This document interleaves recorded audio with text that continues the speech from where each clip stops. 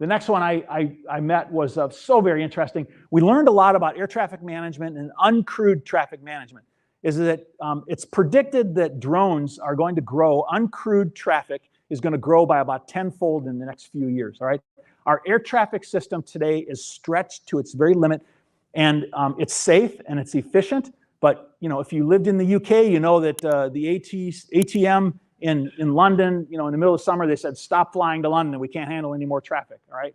You know, I flew through Dublin, and I experienced some of that in Dublin, but so our systems are maxed out, and we're saying, how are we going to get more efficiency? What can we do? Well, here's a company here called Tech Tower that was part of an initiative that CETA actually led, and there was 15 or 16 different companies and universities, and John over here is going to talk about Cranfield University, and Cranfield University was one of those. And you know, so they all got together and they envisioned, how can we use blockchain and use it in air traffic management?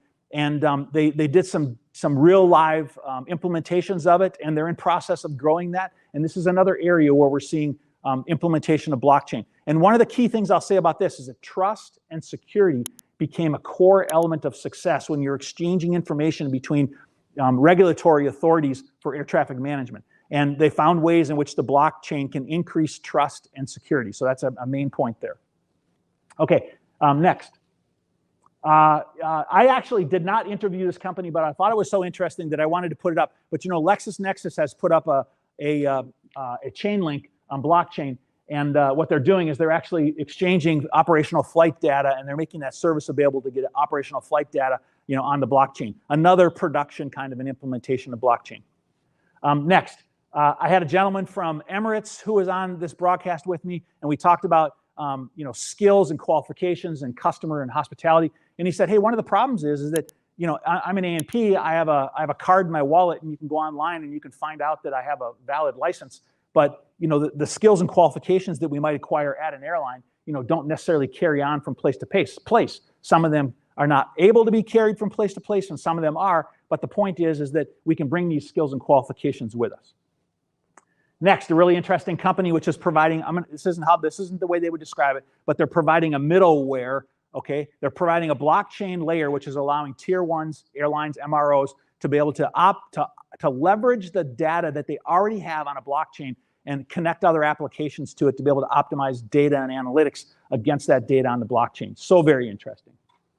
NFTs, this was so cool, I love this, is that Air Baltic started an NFT program where they were using non-fungible tokens as their, think of it as your mileage card. They started out by publishing NFTs and they turned it into their loyalty program. And they basically have different airplanes that you can say, I like that one, I relate with that one, but they're looking at points and loyalty programs, different elite tier benefits, stamp cards, and these little planies, NFTs they call it.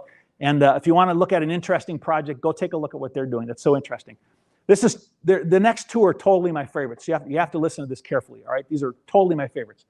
TravelX is a company in Argentina that what they did is they created the ability, well, I have to ask you a question first. Is who's ever been on a canceled flight and you lost your ticket, okay? After the flight was canceled, it disappeared and you couldn't find it ever again, and they go, well, what was the e-ticket number? We'll look it up for you. I don't know what the e-ticket number was. I have no idea what it was, okay? Well, what TravelX has done is they have now created a platform in which a ticket is an NFT, all right?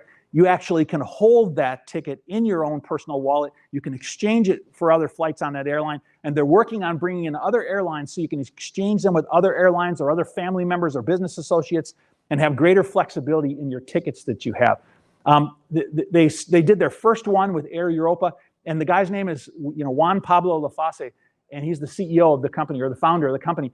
And what he told me is, he said, don't focus on this, but I have to tell you this, is that they sold their first one at the base of the Eiffel Tower, and it sold for $1,002,000, their first ticket, because it was the first NFT ticket ever.